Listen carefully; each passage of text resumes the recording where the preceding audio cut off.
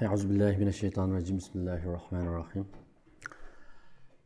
Avval bizni yo'qdan bor qilgan, bizni yaratgan ulug' Alloh subhanahu va taologa bitmas tugimas hamdu sano yo'llaymiz. Andın bizning yo'lboshchimiz payg'ambarimiz bizni zulmatdan nurga yetaklagan payg'ambar sallallohu alayhi va sallamga, oila tavbatlarga, sahobalarga va qiyomatgacha payg'ambarimizning yo'liga ergashgan barliq mo'minlarga Allohning salomini yo'llaymiz. Biz bugün sözlemek olan mezmun Peygamber Aleyhisselam'ın sünnetini, hayatının süzüp elingan vaktini başkuruş usulleri. Ben bunu Yasir Qazi'nin dersini köygendim aldım kendisi. Bana tesir kıldı, belki yaxşı xulası yaptıkken. Ben aşı xulası asası da üzerinden bazı ilivetiş ve kıtıp kuyaşları bilen biz bugünkü dersini başlayımız. Hem demimiz bilimiz ameliyette dünyada insanga Allah bergen nimetlerinin içinde bu vakitten ibaret bu nimet bunda bir kızıkarlık iki xil karakterge ega ekan qarasam. Birisi vakit haksizken. İkincisi vakit en kıymetli. Dünyada en haksız ve en kıymetli vakitten başka yeni bir narsa yok. Ama başka barlık narsalar az olsalam ya kıymetlab ketadigan. Haksız narsaning ichida vaqtga o'xshash qimmatli narsa yo'q ekan. Amaliyotda vaqt deganimiz bizni bu dunyoga Alloh bizga yashashga bergan o'sha imkoniyatdan boshqa narsa emas. Bir odamga nisbatan vaqtni isrof qilib o'tish, bir soatni, minutni, sekundni isrof qilib o'tish emas. Amaliyotda o'zining hayotini isrof qilib o'tish. Vaqtni isrof qiladigan kishilar yoki vaqtidan haqiqiy ma'noda unumlik, natijalik foydalanmaydigan kishilar amaliyotda xuddi ast xarakterli o'zini o'ltirib olgan kishilarning hech qanday farqi yo'q hamda. Bir odam o'zini darhol o'ltirib olmagan bilan agar u hayotini hech qanday bir muayyan maqsad g'oya ichida shu g'oyaga fido qilib o'tkazmasa, u odamning hayoti xuddiligi yuqorida deganimdan boshqa bir farqi yo'q. Shu Qur'oni Karimda kıyamette ziyan tatıdığan kafirlarının devzakı hüküm kılıngan vakitte deydiğen bir sözü var. Yani iyi perverdigarımız bizni kaytırgın o dünyaya biz burun kılgan emellerimizden başka iş kılgan bolsak dep şunda puşayman kılgan çıkılsa Allah deydi biz sizlerge nasihat alıdığan yeterlik vakit beğenmedik mi yaşatkan vakitinizde. Sizler şu vakitni şu çağda nemiş kılgandınlar faydalanmagan mı dep soraydı. Yeni bir hadiste hemmimiz sözlüdük. Kıyamette tunca kıtım sorulduğun 5 xil işinin içindeki ikisi bütünley ameliyatda vaktini qanday ötküzüşke münasebetlik. Birisi ömrünü qanday ötküzdüğün dep soraydı. İkincisi yaşlılığını nimelerge sarf kıldığın dep soraydı. O degan hadiste 5 işinin ikisi bizim vaktimizni nimelerge ötküzgelikimizden münasebetlik. Şoňlaşqa bu bugünkü günde onun üstüge bu vakit meselesi o kadar bizge nispeten muhim bulap kaldı ki bulap memde vakitdan da ötep ketkenini his qilish bir xil subyektiv tuyg'u bo'lishi mumkin. Hech bo'lmasa biz muhojir bo'lib chet elga chiqqandan keyin shaxsan mendagi his tuyg'u shundoq hamda. Vaqt xuddi biz igiz bir do'nglikka chiqib qilib pastga tushayotgan odam o'zini to'xtatolmay yugurib ketganday bizim vaktimiz muşunda ötep ketayotgandek bir his tuyg'udim. 2017 yılı çıktık olsa 15 olsa 8 yıl vaktinin qanday ötep ketkenini da keyiniga qarasa xuddi 2-3 gün burun chiqqandek shunday hissiyotda. Ölüş günmü bir tushkuraptimi ekan? O'zim vatanda tushyaptim hamda men. Urumchida deb o'ylabdim ishma. Ammo yana bir Turkiyadan borgan bir arq ko'rinish bor. Tuyg'umning bir yerida. Qizim bilan mesela kızım uxlayil deb qarasam uning 5-6 yosh vaqti hamda tushimdagi vaqti. Do'ppi kiyib qizil kiyim bilan yenimga tortibki birga yotdim. Qashqanday yana Urumchida biz yana pasportni ilib olg'ili kelami aytdi. Baldıroq mangsoq o'g'idek deb yana shu vahim bilan o'g'inib ketibdim hamda. Qo'pab bo'lgandan keyin bir xil bir necha yil burnini tushirgandek, bir necha burunmiki desam, shu chiqqandan keyingi bir ko'rinish. Ammo ammo qizimning 7-8 yil burunqi bir holati. Dadammi hayotda. Dadam bilan shu chaqda ko'rishaklik tushimdi. Ma'lum bir jihatdan bu tushish bizning vaqtni his qilish tuyg'umizni bir jihatda ifodalaydi ekan. Shuni demoqchi. Endi hammamiz har vaqt shu 8 yil yoki 10 yil vaqtimizga, hatto oldingi o'tib ketgan 1 oy, 1 yil vaqtimizga bir yolg'iz o'ltirib tanqidiy bir nazar sepib baqqan vaqtimizda shu 1 yil, shu 1 oy, shu 6 oy ichida qo'lga keltirgan narsalarimiz qanchalik? Zaten nima ish qildik, nima natijalarni qo'lga keltirdik? Bu har vaqt bir mo'min, bir musulmon so'rab turgan ish. Chunki oxirgi hisobda butun bir hayot bizga nisbatan bir uzoq suzilgan bir imtihon safari bo'lsa, bu imtihon safari shu son sanoqsiz minut sekundlardan, kun, oy, yillardan tashkil topgan va har bir vaqt partisi ichida bizga o'xshamagan sinoq va savollar yuzlashtiriladigan bir imtihon. Ya'ni biz shu sanoqsiz imtihonlarni berib asta-asta bu hayotimizning oxirida Allah Qur'oni Karim diniga o'xshash her bir mümin ahiretki nemi ep mangallığı bir qarab baqsa. Yani üzünün şu seferde şu imtihan meydanıga ep mağatkan yüktaqlarga bir qarab baqsa. Hazreti Ömer'nin bir isil bir sözü var.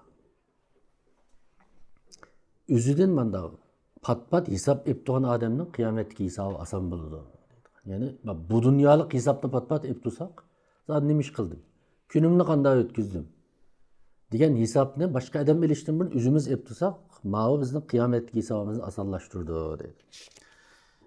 Shu tuanda biz payg'ambarimizning hayotidan suzib olingan bir qancha qanday qilganda vaqtni barakatli, unumli ishlatay olamiz degan savolga bir javob izlaymiz. Biz bu yerda barakat degan bir so'zni ishlatdik. Endi barakat o'qimi bizning dinimizdan muqaddas bir muhim o'qim. Buni başqalarını musulmon emaslar his qilolmaydigan, tushunolmaydigan o'qimlarning biri. Chunki barakat ko'z bilan ko'rgilli, qo'l bilan tutqili bo'ladigan obyektiv bir narsa emas. Masalan, pulning faqat barakati qolmadi desak, biz bugun bir kun ichida masalan 1000 lira xarjlagan bo'lsak, amaliyotda bu pulning hammasi o'rni bor, hisobdan chiqadi. Hech qaysi yo'qolib ketmadi, o'g'ranmadi. Ammo bizga bir xil barakatsizlik his tuyg'usi bo'ldi. Belki barakat bir xil belki süpetning nihoyati yo'q ekanligi. Mesela vaqtning barakatsiz o'tib ketishi, shu vaqt ichida bizning qo'lga keltirgan natijamizdan nihoyat ozligi. Shu biz barakatsiz bir kun, barakatsiz hayot desak, amaliyotda demakchi o'g'inimiz shu bir kundagi ma'naviy foyda qanchalik, yo bir moddiy foyda qanchalik, yoki o'zimiz bir narsa o'rgandikmi, yoki bir yaxshi ishdan birini qildikmi? Yani umumiy bir kun ichidagi ehmiyetli ishning oz ekanligini ko'zda tutamiz. Barakatsiz degan vaqtda. Masalan, biz shu ba'zi o'lim olini hozir shunday o'ylaydigan bo'lib qoldim. 2000-yilda yangi internet chiqqan vaqtda shu vaqtda aniq esimda o'chaqda Urumchi, Bemirdagi joylarda o'qitgan vaqtim bor institutda. Inglizchani yangi o'rgandik. Aşı İngiliz xəbərlərini ən burun oxusaq deyilən arzularımız var. Çox işəmdi vaxtda. Bu çağda Yahoo deyən tor vardı. Google mu tek çıxmağan vaxt. Məktəbdən bəqindəki bir torxanağa girib Yahoo'nun bəzi xəbərlərini oxub, nəhayət təs düşünüb, hayacanlanıb yürüyən vaxtı. Keyin Google çıxdı. Qarasaq nurgun kitablarını, xəbərlərini oxuyalaydıgan bolduq. Qarab bunundakı bir adamga nisbətən bilimlik ulaş. Nəhayət asanlaşıb ketadigan boldu. Hamda qisqa vaqt ichida bir jiq narsani o'qib, burun xalqlar 60-70 yosh yashiga kelgan vaqtda erishaydigan bilimga, bundan keyin shu odam 20-30 yoshida erishaylik degan his tuyg'uga kelganim esimda. Shu vaqtda. Shuning bilan keyin bu vaqt o'tdi. Qarasak, real hayotda unda bir narsani bek his qilmadim. Mesela burun da tasarruf bakılı.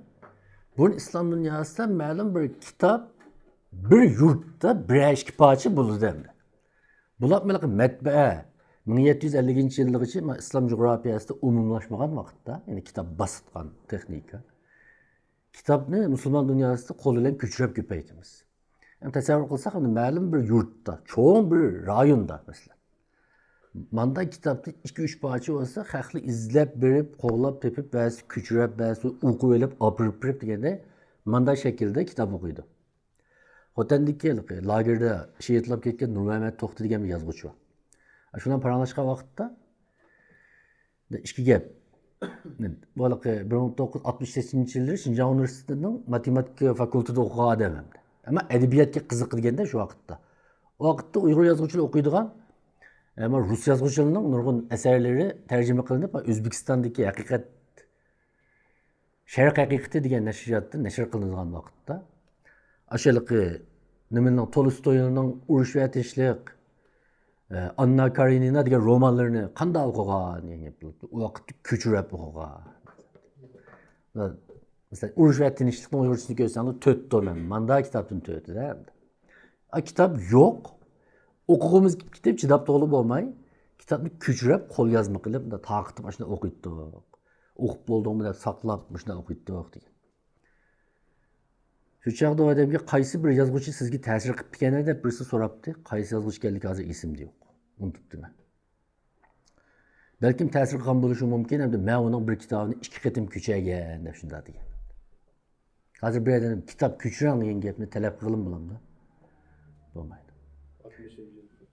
60 yılda. Hem de onun hem de biz uçuruğa eriştik, kitaplara ilgi olduk diyen vaziyetinin eksice onda kaltız alimler, mütefekkirler de bütün dünya miqyasında az çıkışa başladı. Bağansız köpeyip gitmeyi, İslam dünyasını görelim zaten. Az çıkışa başladı. Mesela İmam Nevevi'ye kararsak hem de ottur eserde ötken öyle yeşil kırık karın bağanıya bağmagan İmam Nevevi'nin 200 parçanın artık eseri var. Hayatında. Her bir eseri klasik, mesela Riyazu Salih'in desek, Kur'an-ı Kerim'den kalsa en köp besilgan eserimdi. İslam dünyası. İzçil besilivatıdı, izçil okuluvatıdı. Onun başka biz İbn-i Teymiye değil. Mesela El-Mebsut'ta bir meşhur kitap var. İmam Seraksi'nin.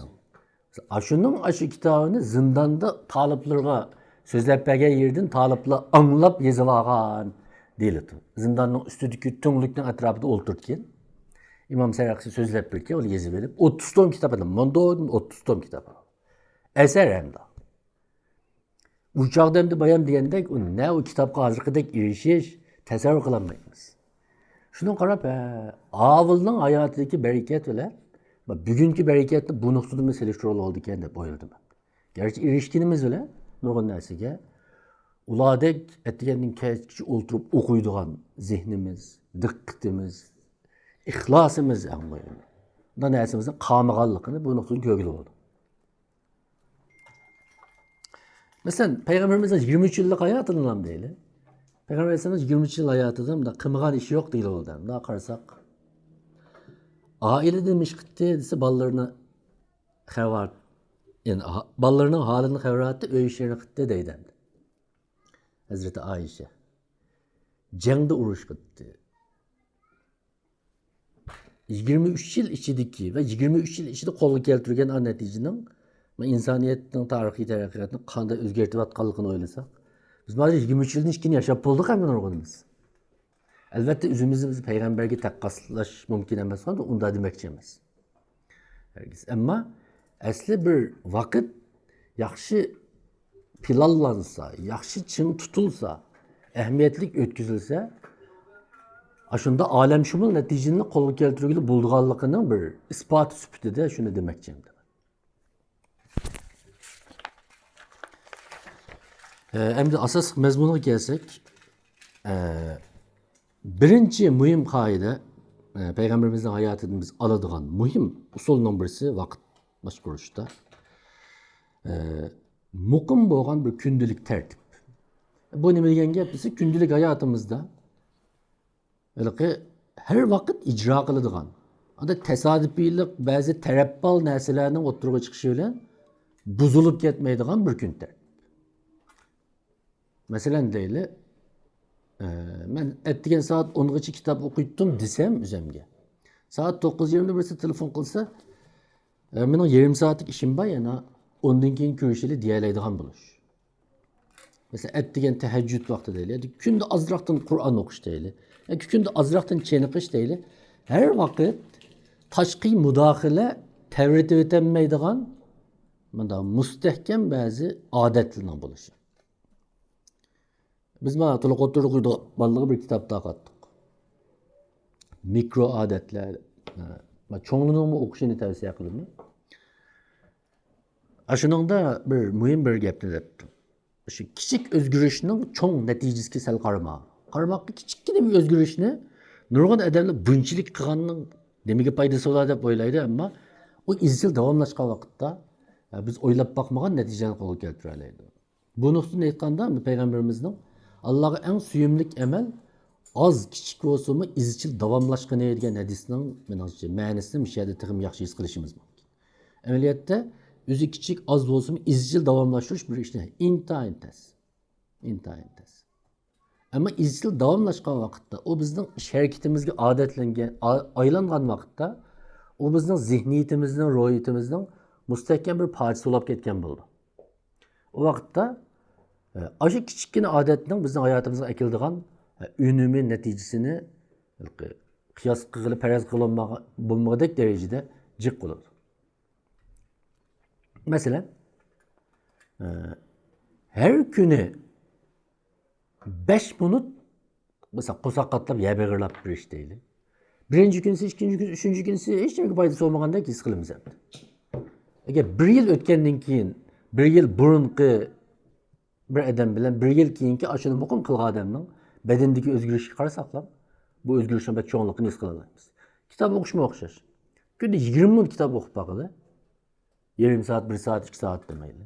Ve bunu izchil taşlamayı 1 yıl davamlaştırıp bakkan vaktimizde 1 yıl burunqi adam bilen 1 yıl keyinki adamdan farkı çok.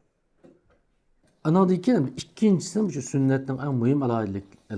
Biz izchil ta'kidlangan bir narsa peygamberimizning şu seher vaktini çın tutuş meselesi.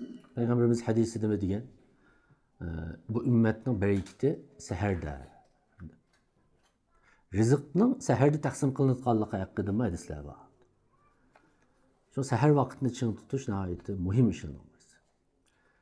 Şu Peygamberimizin hadisinde mesela Davud aleyhisselamның ro'zasi, namozi haqida to'xtalgan vaqtda kechining 3dan 1'ini namozga ajratdi. En güzel namoz deb Peygamberimiz shunda tasvirlagan. Va tahajjud namozini hatta tas qolgan farz bo'lib qolgani deydigan qarashlar bor. Tahajjud namozi o kadar ta'kidlanganki hadisda. Men ikki odamni eslashni to'g'ri topdim hozir. Abdullah Maqsum hacim bilen görüşken vaqtda men o'zim so'ragandim de. Keyin ma Fethuddin nevrisi bilen Maqsum hacimning ma kundulik turmushidagi ba'zi odatlarni azroq bir ma'lumot olay deb paranglashsam. Şu Fethuddin bilen yana bir en kichik o'g'li var, Abdurazaq. Shu dedi, işte biz aqlimizga kelsak, adam şu tahajjud o'qiydi. Teheccüd okumayotgan bir kuni yo'qdi deb shunday dedi. Keyin mushu o'xshatgan bir gapni 2016-yilmi Medik Abdulkim Maqsum tugab ketgan vaqt. Ashuni bir septashlardan birisi bir yig'inda shunday dedi. Shu Abdulkim Maqsum hojimni eslash bo'lgan chog'da. Men jiq yig'inlarga billa bordim. Chet eldagi, Turkiyadagi mehmonxonada yotdim. Izchil tahajjud o'qiydi. Bir qatimmi qazoqdan o'qimayman shunday. Endi halbuki hozir biz butkul musulmon jo'grafiyasiga nisbatan eng saharchi millat bizga endi o'tir sharq kelgandan keyin his qildik-ekanmiz uni. O'zimizning mahallasida o'qimagan bilan, ammo maya kelgandan keyin arablar bilan, turklar bilan aralashib yashagandan keyin asli saharchi millat Uyg'urlik musulmonlar ichida deydi-ekanmiz. Ama asla bizim otur şehirde yaşashning boshlanishi bilan bu muhitda biz de asla o güzel adetimizni yo'qotib qo'yishga boshladik. Bu yaxshi ish emas. Endi üçüncü mühim adet o'z-o'zidan hisob elib turish. Öz-özünü nazaret qilib turish. Bayam qisqacha deb o'tib ketdik. Öz-özünü nazaret qilish amaliyotda boshqalarning bizni nazorat qilib qo'ygandan jiq qulay yaxshi ish hamda. Albatta biz inson bo'lib sifatimiz bilan boshqalarning nazoratiga muhtoj. Hech bir inson bir narsani har vaqt mangu to'g'ri qilolmaydi. Ammo boshqalarning nazorati odamga biroz ig'ir keldi, achchiq keladi. Achchiq keladigan, ig'ir keladigan boshqalarning nazoratidan burun bir odam o'ziga o'zi pichoq sepib beqishga odatlansa, "Ey, vaqtimni isrof qildim yoki men ishni xato qildim. Bundan keyin bunday qilay. Bugunim qanday o'tdi? Ma haftam qanday o'tdi?" Endi buni deyish uchun bayam deganday bir kun tartibimiz bo'lgan vaqtda anadan keyin ma hisobni yaxshi qila olamiz. Bu xuddi nimaga o'xshaydi? Masalan biz bir shirkatni misolga olsak, kundalik hisobni izchil yezib mangan shirkatlar oy oxirisidagi hafta oxirida hisob bo'lgan vaqtda 1-2 soatning ichida hisobni chiqara oladi. Oson bo'ldi, chunki har kuni buni nazorat qilib epmangan, xotirlab epmangan. Ammo bu yo'qolib ketmaydi hammani deb qo'yib, bir oydan keyin bir hisob qo'ltigan vaqtda bir oylik hisobdan 2-3 kunda chiqara olmaydigan ahvollar ko'p uchraydi. Chunki aslan bir kun tartibsizlik, bir plansizlik bor. Unda bo'lgandan keyin bu plansiz o'tgan kunning hisobini olishim bektas. Agar bizning kunimiz aslida planliq, intizomliq o'tsa, biz hisob olgan vaqtda asoslanadigan bir qo'limizni qo'llanmamiz bor. Mesela asli planimda, mesela aytganlikda men bir 5 sahifa Qur'on o'qimoqchi edim, o'qiyolmabdim. Masalan. Bayan degandek tahajjud qo'pmoqchi edim, qo'polmabdim. Deganga o'xshash o'zimizni nazorat qiladigan, o'zimizni hisobga oladigan bir hayot nizomi turg'izib olish hayotimizni barakatlantirishning bir muhim yo'li. Endi 4-chi muhim chora hayotda tangpungliqni saqlash. Bu nima degan gapkan desa, ya'ni bir musulmon bo'lib sifatimiz bilan hayotimizni biz qilishga tegishli va bizning majburiyatimiz sohasidagi hamma sohaga ham bundoq mumkin qadar, ya'ni imkoniyatimiz yetgan doira ichida adil taqsim qilish vaqtimizni. Masalan, bolalarimiz bilan birga bo'ladigan bir vaqt, hamrohimiz bilan, jo'rimiz bilan birga bo'ladigan bir vaqt, qarindoshlarimiz bilan birga bo'ladigan vaqt. Ama biz qilishga tegishli ish, o'zimizni kuchlantirish uchun qiladigan o'rganish, o'qishlar, hatto cheniqishlar. Mana shularning hammasini nihoyatda yaxshi tanishgan bir hayot. Bu biroz ters, ammo bunda bo'lgan vaqtda bir musulmonning hayoti amaliyotda shu bir muvozanati yo'qolib ketmagan bir hayot. Chunki nurg'un narsa, nurg'un xatoliklar asli bir ishning xatoligini, bir xato bir ishni qilishdan kelib chiqmaydi. Ba'zida bir to'g'ri ishni boshqa nurg'un to'g'ri ishlarni unutib ketib turib, ma'lum bir to'g'ri ish qilib chaplashib olishdan kelib chiqadi. Yana bu yerda muvozanatni yo'qotib qo'yishdan kelib chiqadi. Masalan deyli, men degan har qancha ilm egallasakmi deyli. Men bir ilm bilan bo'lgan odam, kitob o'qiydigan odam deb siz masalan oilangizning, bolangizning oldidagi majburiyatini butunlay unutib ketsangiz, uning bilan ko'ringiz bo'lmasa, har qancha siz ilm o'qisangizmi, o chaqda majburiyatdan Alloh hisobingizni elaveradi. Siz buni tanishishga majbur. Başka iş mi şunun o'xshaydi. Çünkü bir musulmonning hayoti nihoyatda muvozanatli o'tgan hayot. Shu anda bir narsa buzildi desakmi hayotda, amaliyotda nima buzildi? Shu tarkiblarning, ya'ni ma'lum bir narsaning tarkiblarining miqdori bo'lishga tegishli o'lchamdan oz yoki kam bo'lib qolgan vaqtda anadagi buzilish yuz berdi. Mesela tamakmi shuni aytib oddiy endi. Tuz quyilishga tegishli miqdordan jiq quyilib qolsa, tamakni yeyilolmaydi. Bu tuz harom narsa emas. Harom narsa emas. Ammo bu halol narsada hammani quyib qo'ygan bo'lmaydi. Xuddi shunday hamda masalan tamakdagi may deydi. May nihoyat yaxshi narsa edi deb jiq quyib qo'ysak, o tamakni yeyilolmaydi. Shu bizning hayotimiz shu hamma tarkibni nihoyat muvofiq shaklda jipslashtirib biriktirgan, muvozanatni yaxshi saqlagan bir hayot tarzi nihoyat muhim. Payg'ambarimiz bu nuqtada yani bizga eng yaxshi ulgu. Bayonni qisqacha dedik. Masalan, ayollardan so'rasak, yaxshi er ekanligini deb berdi. liderlik yani rehberlikiga qarasak bir gap ketmaydi. Bunu biz bilimiz. Yani bu misalni alsak da gapimiz uzrab ketadi ama şu peygamberimizin hayatını göz aldığımız keltirsek la bunu tushunaleymiz demekçi. Muvazenetning nimaligini. Endi beshinchisi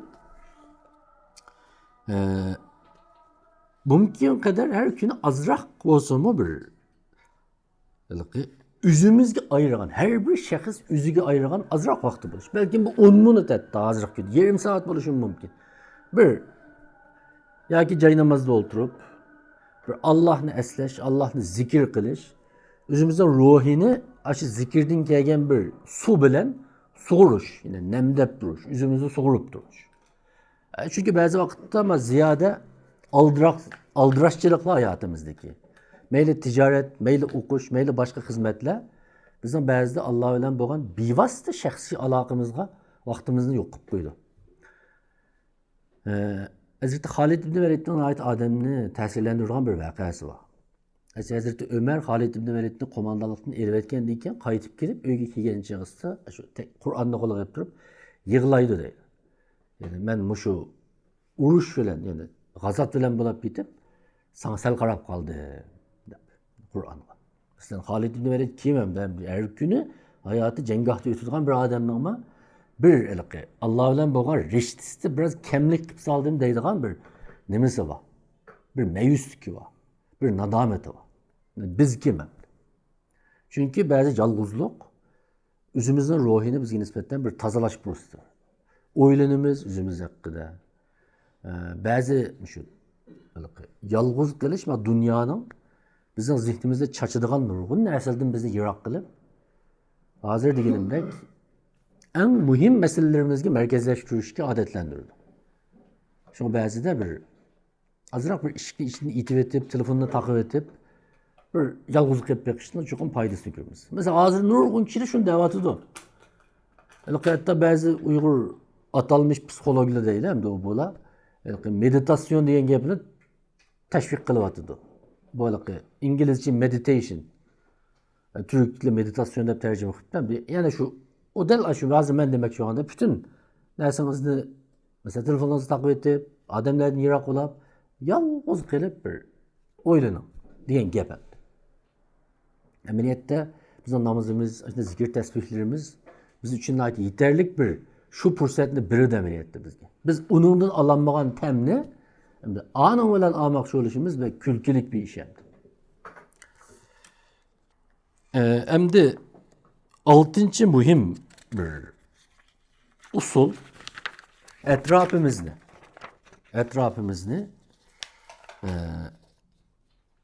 ümit var, faaliyetcan, yani tirişcan adamlar bilen çöğreden. Yani üzerinizde aşında adamın arasına koyuverin. Çünkü bazı vakitte adam üzü yalğız, nahit iradelik, güçlük, nahit intizamcan bulalışın hatayı. Bazı da bizden irademiz üzümüzün içindeki gücümüzle emez, bazı da etraftaki muhit yaratkan besim terap edilmiş şekillenme. Şunlaşkıl ki bizim dinimizde ama cemaatinin o kadar mühim ta'kidlanishiki ki menimcha ma'lum bir nuqta del jamoatdagi ruhning shaxsliga o'zlashish nuqtasidan muhim hisoblanishi mumkin. Şu Peygamberimiz hadisinde cemaatin ayrılganlığına şeytana yakın ekanligini deydi. Çünkü mescid cemaati yoki cemaatlar bir odamga nisbatan munkir nekirdan qolsa deylamda bir nazorat rolini o'ynaydi. Üzümüzge taşlanıp gelişinin aldığını elişimiz lazım bazıda. Mesela bazı yalğız çenik kalmayız demişka, ne çıkıtın başlayıp toxtab kalımız. Ama beşimiz, tötümüz çenik kalmak şu davamlaştıralayımız. Birisi güç alımız. Eğer etrafımız bütünley nankıbı laygazel edemli bilen, vurun edemli bilen çöğürdülüp kalkan vakitte o xil pasif royal etme bizge sınıp girişki başlaydı.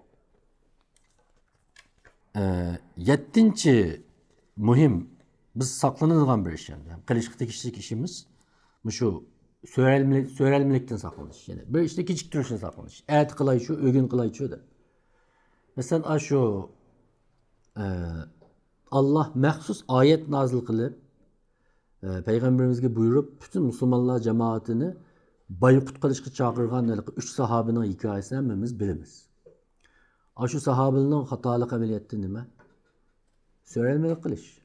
Sörelmelik kılış. Ben heli çıkayıcı. Eheti keyindin yetişeleyim ben. Benim ulağlarımın ayeti yaxşı. Ola palaniye gibi verip boğu için ben baralayım edip. Asta sörelmelik kılış arkalık. Şunu olan o katmışı periz olgan aşı çoğun bir cihat sefireden kep kaldı. Bu vakayanın məxsus ayet arkalık agahlandırılışı bunun ayeti çoğun bir işgallik gösteriyor. Emniyette gündelik hayatımızda kararsak hemimiz içimizde oylayımız. Aşını okuyay deptim, okuyamadım, mani kılay deptim, kılamadım, ayet kılayçı, heli kılayçı dep yığılıp gidip, yığılıp boğandan keyin ona ayeti tağday oldu hem de. Şundan bırakla o işinin vazgeçidigan bu xil işine ait köp uçraydı hayatımızda. Çünkü söylelmelik, mesela sahabelerge mensup bir sözünü depti.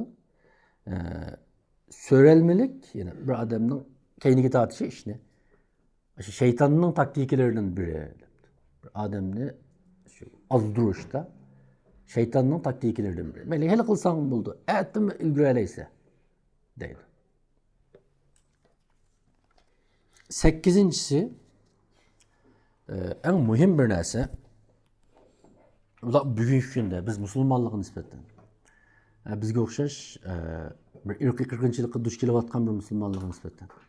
Şundaqla Müslümanlığın bütün coğrafyalarda galibi haberlerini köprek, mağlubiyet haberlerini köp anlaydıgan. Muşunda bir vaqtda yaşayatkan vaqtımızda bizden her günlük vaqtımızda, her günümüzni bir coşkun, canlılık, güçlük ruhi halette turuş ve ötküzüş, vaktimizi çın tutuş, bereketli kılıştaki en mühim bir psikik amil. Çünkü bayan bilginimizge okşaş, bir adam bir vaktini çın tutayım da kılaya deyiş için bazı çağda ona güç, energiye lazım. Hazır bizim ruhimizni çürüdüğün, bizim köngülümüzü yerim kıldığın işte o kadarcık ki bizim bir insan böyle süpütümüzden bazı vakitte bir xil çoğun bir ümitsizlikke, çüşkünlükke patımız. Ama bu çüşkünlük, bu ümitsizlik bizde ne vakittin paydalanıdığın, ya ki bir işki üzümüzde atak kılıdığın bir içki energiyani bizde koymaydı. Yani muşunda vakitte her vakit, her günü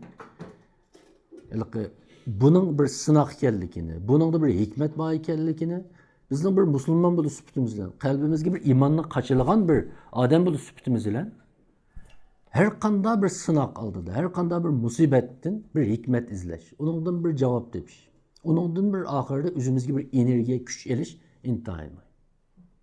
Masalan, deyli, biz bir muhojiratga chiqqan bo'lsak, vatanni sig'ingan chog'larimizda, hey ashyoga ketgan bo'lsak degan chog'larimizda, Allah bizning millatning mutlaq ko'pini ashyoda ep qilib, meni atayin bir fursat bilan bir erkin dunyoda yashashga nisb qilgandan qaraganda mendan talab qiladigan yoki meni qurg'izmoqchi bo'lgan bir ishlar bo'lishi mumkin deb o'ylash.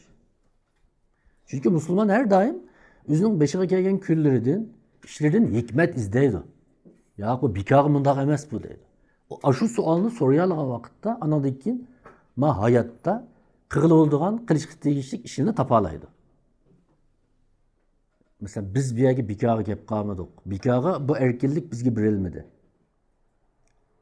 Mesela ecep Xitay'ın kulgu çıkıp kayıp dikenimiz diyen vakitte değil. Belki Allah bizni aşı Xitay'ını mağlup kıldığın bir güç kelip tallığandı. Bu bizge bek çoğun şeref ko. Dep oylasak mesela. Bu bizge güç ekeyemem de, güç ekildi. Yani bütün dünya titrevatkan, bütün dünya korkavatkan bir Xitay'dan şu bizden korkmayımız dep durumuz hem de. Bu küçük iş emez ameliyat. Yok dep durumuz. Vazgeçmeyimiz dep durumuz. Bu küçük iş emez. Hem efsane emez bu. Şu Allah Kur'an-ı Kerim'de bikağı Talut'un ve Calut'un kısselerini sözlemeydi. Bikağı azsallıklı, kötüsallıklı üstünün mü galebe kıldığını işaret edip bizgilen mi devat ediyor gep ameliyatta. Mesela şu Taif vakasının ayeti unutulmaz bir vaka. Taif'te Peygamberimizin qanchalik xorluqqa uchraganligini bilamiz. Şu üstüveçi qanap ketgan, Peygamberimiz Hazreti Ayşe'ye sening beshingga kelgan eng ig'ir kun qaysi deb so'rgan vaqtda bergan javobi Toifga chiqqan vaqtda. Toifga chiqqan vaqtda, shu kunda o'ylab boqli, shu qaytgan yo'lda, shu uzumzorliq bog'da, shu xristian Addas bilan ko'rishgan chog'da yine shuning islomni tashviq qilib, shuni musulmon qilishni unutib qolmaydi. Ya'ni eng ig'ir kunladimi bir ahamiyatli ish qilishni. Eng ig'ir kunladimi qilishga tegishli bir ishni qilishni payg'ambarimiz unutib qolmaydi. Mesela ba'zi vaqtda biz ay deymiz. Hech qanday ishning foydasi yo'qdek his qilib qolamiz. Hech qanday ish bir natija ekanmaydigandek his qilib qolgan vaqtlarimizda buni o'ylashimiz lozim. Endi 9-muhim nokta, endi bugungi kundagi eng çok baloy afatining birisi. Shu vaqtimizni ma'nilik, bereketlik o'tkazishning muhim nimalaridan birisi. Bizning shu diqqatimizni chachadigan tashqi omillardan imkon qadar nari turish. Yiroqlashtirish. Ba'zisi foydalanmay amal yo'q. Masalan, hozir telefon deylan ammo buning hozir bizga nisbatan bir ofat ulab qolganligini hech unutib qolmasligimiz lozim. Masalan, nima diqqat qildi? Payg'ambar alayhisalom bir qatim namoz o'qiyotgan vaqtda nayt chiroyli kashtalangan gul kashtalarga qarab diqqati burilib ketganligi uchun shuni elib o'tinglar. Buni diqqatimni chechib o'tdi ekan deb o'ylab boqalam maylik mashina. Endi diqqatini chachadigan kichkina bir narsaga payg'ambarimiz imkos qaytirgan, ya'ni kichik hisoblamagan. Yani bir vaqa varken ben bunu anlamaptı ekanman. Bir qatim Hazreti Ayşe anımız Peygamber Aleyhisselam yatadigan to'shakni bir adyal vaqtida qatlab yumshoqroq qilib qo'ydi ekan. Shuni bilan Peygamberimiz tahajjudga kechikibroq uyg'onib qoldi. Shuni deb bundan keyin bunda qilma. Tahajjudga kechikib qoldi ekanman. Ya'ni men rahat mana biraz muhim ishimdan qo'yib qo'ydi ekan. Ya'ni bir diqqatimni chachadi ekan muhim ishlarimda. Agar biz buni bugungi hayotimizga tursak qilib o'zimizni qo'yib yeta olmay qolamiz. Ammo e'tirof qilmayli bugungi diqqatning chechilishi meningcha favqulodda qo'rqinchli bir saviyaga keldik. Bundan keyin shunday saviyaga kelishi mumkin. Ulug' ishlar mayli bunda deylamdi yoki sifatli qilingan ishlar. Eng aqallisi chiroyli yozilgan bir quruq xat, o'xshatib etilgan bir qacha tomoq. Mana bu narsalarning hammasi amaliyotda shu qilg'uchining butun vujudini shu ishga to'liq bergan vaqtda, ya'ni diqqatini shunga yiqqan vaqtdan vujudga chiqadi. Bir odam diqqatini yig'may turib sifatli ish qilolmaydi. Hozir insonning diqqatini yig'ish vaqti o kadar aziyib ketdiki, biz bunu başka narsadan emas, qo'limizdagi telefonni ishlatish odatimizdan bilalaymiz. Hozir 1 soatlik, 40 minutlik bir narsani bir kim ko'rmaydi, anglamaydi. Hatto hozir kinolama, televiziya filmlari mini televiziya filmi deb 10 minutlik bir qismi 10 minutlik chiqyotdi. İnsan onu bardash ko'rmaydi, 40 minutlik tegimi qisqa. 1 minut, 2 minutlik shortluğa. Hammamizning menimcha hozir shu varoqli oldusak, manchilik vaqtimiz shu qisqa narsalarni ko'rish bilan ketadi. Chunki nimishqa? Yangi narsa bizni g'idiqlaydi minimizni. O'xshash narsa odamni biroz hardurdi. Shunlashqa biz yenilik izlab davomli varoqlaymiz.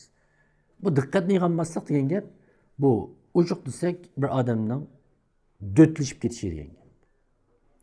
Muhim, can alg'uch, hal qilg'uch masalalar ustida saatlar bütün dünyani unutib ketib turib, o'ylanish iqtidorimizdan mahrum bo'lish degan gap. Bu xil mahrumlikda bu bizning odatdagi odamlarimizdan boshlab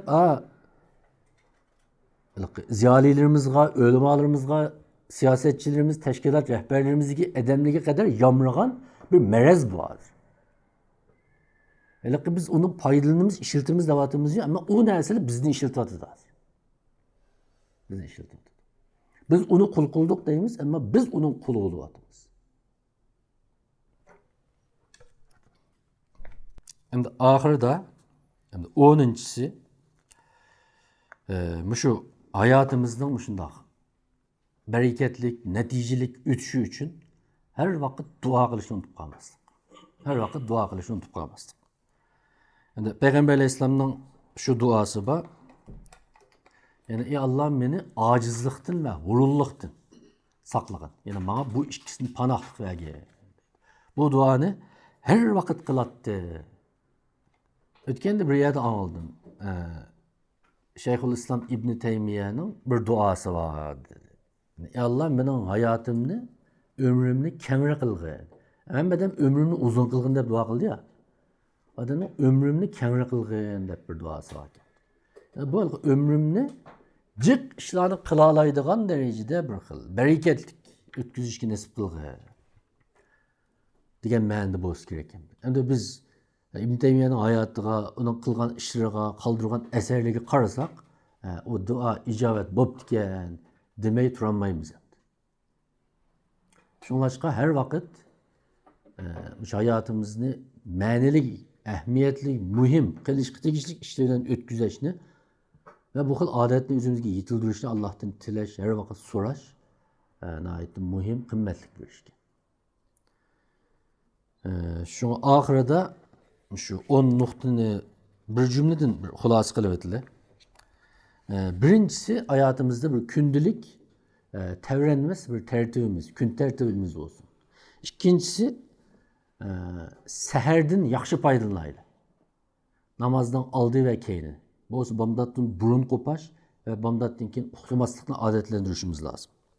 Üçüncüsü her vakit özümüz hesap edip durduğun bir adetini yetiştiriş. Dördüncüsü bir muvazenetlik hayat yaşashga adetleniş. Yani hem işqa şu iş bizden talep kılgan hakkını veriş. Beşincisi özümüzün azrak yalğız vakti bulaş. Altıncısı aktif cengi var. Tirişcan kişiler bilen köp birle ulaş. Şulanın muhitinde yaşaş. Yettincisi söylenmelikten bir işte küçük türüşten saklanış. Sekizincisi her vakit ümit varlıkını, cengi varlıkını yokatmazlık.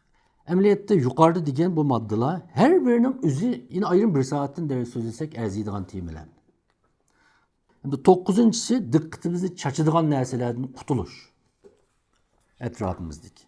Onuncusu hayatımızda ma'nilik, neticelik ötkiziş için Allah'tan şu vaktimizde bereket tilep köp dua kılış. Allah hemmimizni bu hayatı da kıyamette Allah'a yüzgelerleydiğen ve üzümüz gibi yüzgelerleydiğen nayeti cık yaxşı emellerini kılalaydiğen bu hayatta biz kelgenlikimiz için keyinkili bizden bir izimizni köreleydiğen bir bereketlik, neticelik hayat buluşuğa Allah nasip kılsın. Amin.